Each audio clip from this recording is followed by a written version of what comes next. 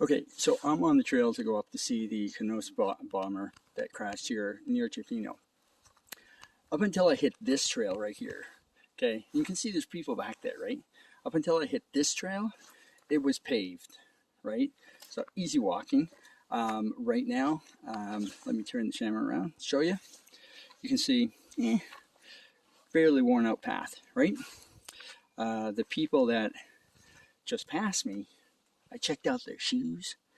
They had just a little bit of mud on them. So we'll see. We'll see what's up ahead. You can see my backpack in the back. I've got boots in there. I've got water. I'm ready for a good hike. But we'll see what happens. I mean, the sun's trying to come out. Can't beat it. But I will keep you in touch and keep you on track to the hike to Bomber. Okay, so let me check the time here. I left the parking lot at about 1:09. It's 1:27. A little bit of an incline. So that's what, I don't know, I'm not good at math, about like 10, 20 minutes to get here. So, but we're at the communications hut, is what they call it, I think. And so you can see, here we go, right? And they said to go to the right, which I will. But I'm going to check this place out and just see what's inside, right? Because this was the place that was supposed to be like the communications for the island, right? And let's see what we got inside. Yeah, exactly like all the videos that I've seen. So if you walk through here, you can tell where they would have laid the cables and the drainage throughout. But this would have been their secret hideout for the communications for the airport, right? And so on. There's still some cables, some ductwork and stuff like that. So pretty cool, okay? So now, I love the moss, eh? So now, we shall continue and see where it brings us. Okay, so now I think we're going to be hitting into the mud part. So I just came down this hill. Okay, so I started like up here, came down here. Same footwear still intact, sneakers, right? But now I'm going down there, and it looks a little muddy, but we'll see. Still haven't changed my footwear yet, so we'll have to see. So as you can see, yes, there is some mud. I don't know if it's maneuverable down there, but I think it's time for a footwear change. And just because there's a real lot of mud, and I don't feel like, you know, trying to balance myself on the logs. So we'll do a footwear change here, and so let you know we're into 31 minutes minus 9, 22 minutes into the walk. So there you go. So definitely a muddy situation. There was a lot of mud here, and as you can see, there's a puddle just right there, right? And it continues on down. The biggest thing to worry about is the roots that are protruding the ground and stuff, and just make sure that you're hanging on to something before you step on anything else, because you could end up face down in the mud. But now I understand, like, if you're willing to take the time and the effort, you could probably maneuver through here without getting any mud on your feet. But, you know, who needs the extra time, right? So we're going to keep on trucking. So once you come down from the mud bog, there's like a couple puddles there that are 3 inches deep or whatever. No biggie. You come down the hill here, and then bingo, you got planks. And then you go across, and it goes uphill, so I'm assuming it's going to be dry. Lots of things to hang on here, you know, branches and trees and so on. So pretty easy to navigating.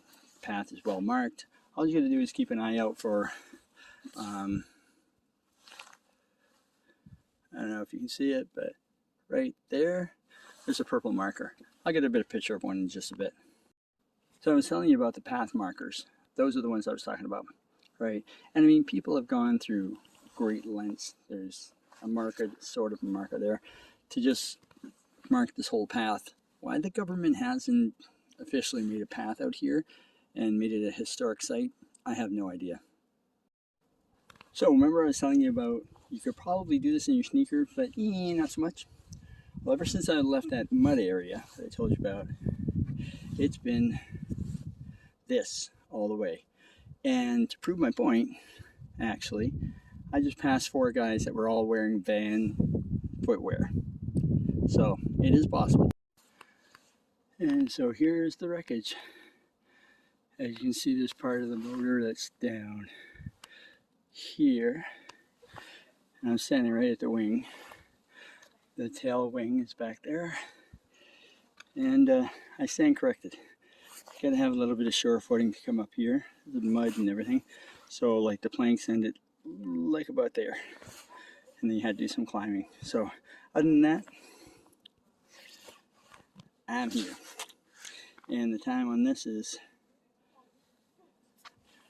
it's 1:54 right now, so I started at 1:09. You do the math. More to come. So I'm at the Canso Bomber Crash site, and as you can see behind me, there you go. It's kind of cool.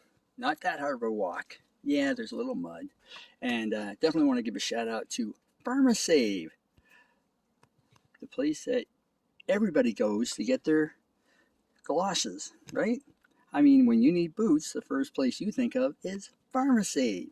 Yeah, whatever. But anyway, that's where I bought them. $31.99 at Pharmacy. And my feet are nice and dry. So at the end of all this, it's going to be good. Oh, remember, you can go onto my store and buy these, you know. And there's more than this. There's Christmas ones. There's all kinds of other ones for you techos. There's game controllers and so on and so forth. So, but yeah, this is the Bomber site. I'm going to just kind of like go inside and look around and check it out. So this here is the Canso Bomber Crash site. And as you can see, there's some of the turbines that are down there, the motors, and the props are gone, of course, because I guess they've been you know, people scavenging them. And this would have been the front of the plane, and as you can see, and then as you go down here, you can see there's the hatch that goes to the back to the tail part, tail wing, and then you have, yeah, you can go inside here, and like none of the controls are there or anything like that. So right here, I'm under one of the wings, right? So you can see it goes back that way. And then if you switch over here, it goes back that way. So, and then you have the fuselage is there. And it's basically a playground. But you have to be careful because there's a lot of sharp edges all around.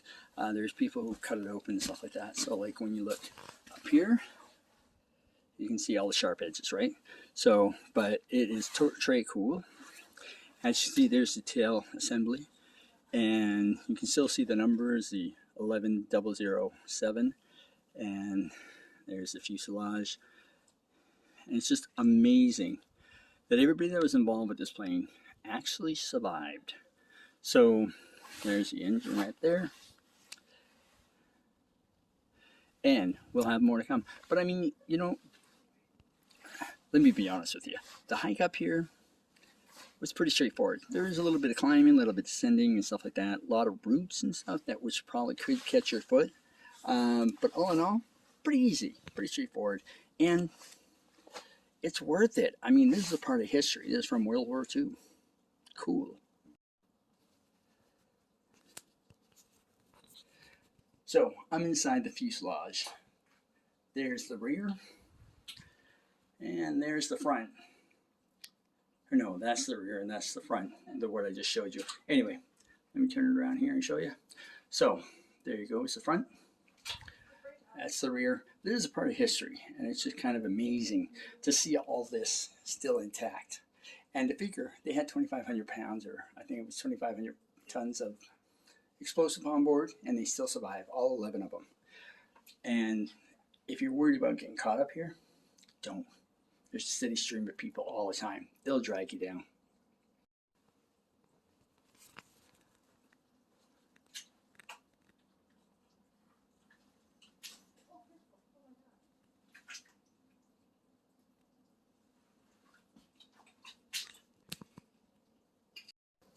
So as I said previously, it's a doable hike.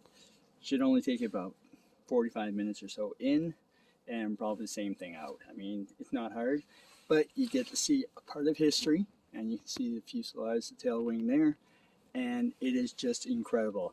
Most of the time that you're going to spend up here is going to be just kicking around, talking with other folks that are here, and checking out this piece of history. I mean, let's face it, not every day that you come into the woods and you find that, a crash bomber from World War II. So this is where flight 11007 ended up in 1945, and this is where I'm heading back to the parking lot to get in the vehicle and head back into Tofino.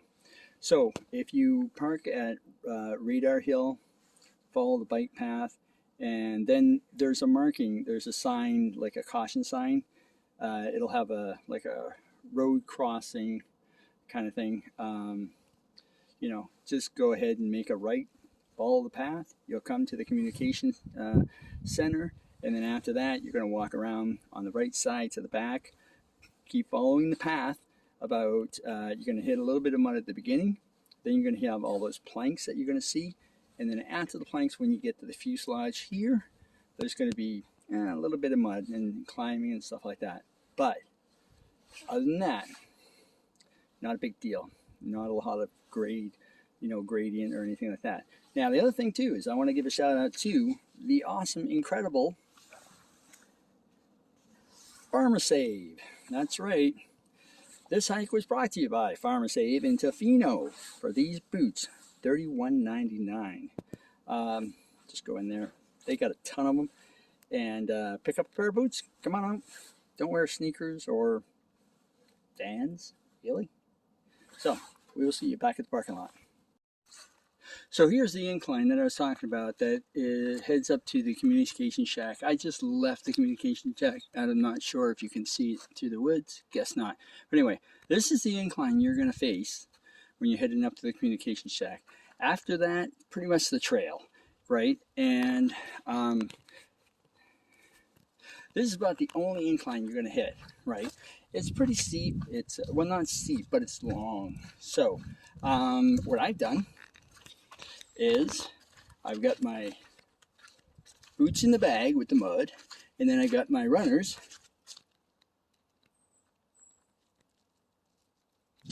back on my feet.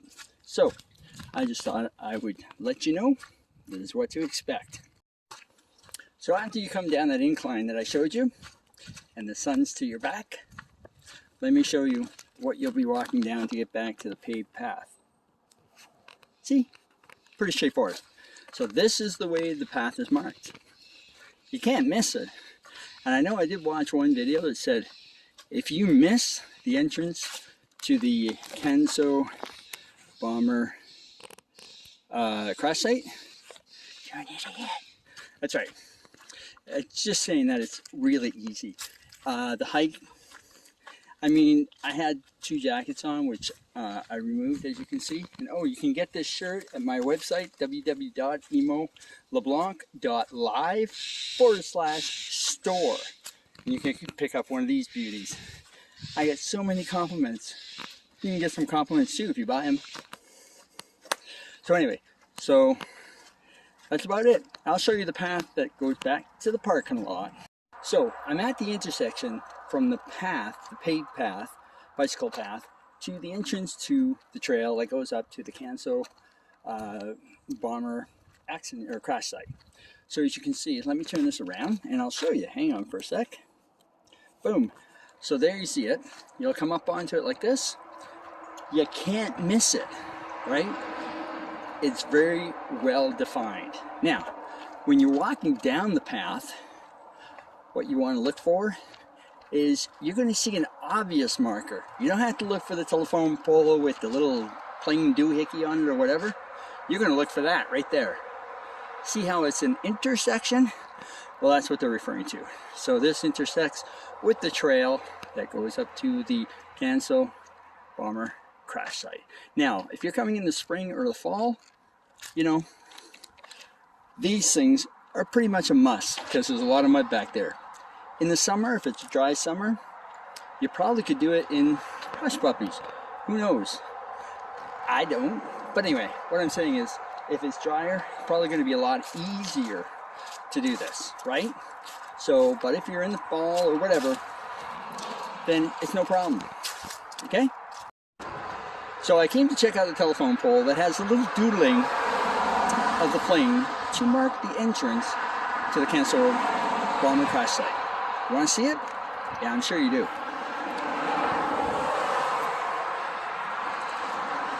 Right there. That's it. Let me go to the road and show you how big it is.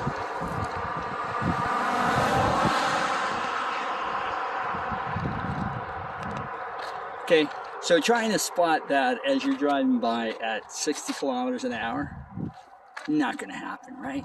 There's no way. So the best thing to do, easy. You park in Radar Hill parking lot, take the bike trail down to the intersection, turn right, follow the markers and your nose. And if you're in spring or fall, make sure and have a pair of these. Galoshes. Okay, so some boots that'll protect your feet. I got mine at Paved in Tofino for $31.99. What a deal! Who would have thought? I went to all the outriggers, I went to the hardware store, I went to the fishing store, I went everywhere. And I just walked into Paved to poke around, and they had a crap load of them. So sometimes what you're looking for isn't always where you're looking. So enjoy your trip and your hike up to the Canso Bomber Crash site. Okay, to start your journey, first off, you're going to look for that sign right there, Radar Hill Road. Okay, and right across the street is, I'll show you, hang on. So, across the street is that sign. Then you're going to park up there where you see that RV coming out of, right? Well, you're going to park there, you're going to walk down this road, and then walk here. Then you're going to go in there, and you'll look for that sign that has the intersection on it. Take that, and you're on your way. Enjoy your journey.